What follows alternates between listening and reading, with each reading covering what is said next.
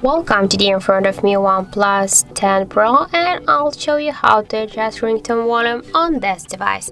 So first you should go into the settings application and then scroll to the sounds and vibration section.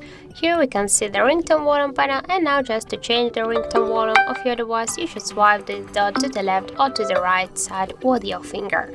And also we got the second way how we can do that, just by use the volume buttons here on the left side of our device. But first be sure that here in the advanced settings and in the volume button function we got selected ringtone volume, not media one, because if we'll just select the media volume we will change the media with our volume buttons. So be sure that we got selected the ringtone volume, and now just by press up or down volume button you can see that we can also change our device ringtone.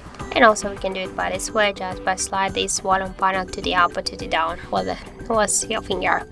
So that's it. That's how to change ringtone volume on our OnePlus device. That's it. Thank you for watching, and if you find this video helpful, don't forget to leave a like, comment and to subscribe our channel.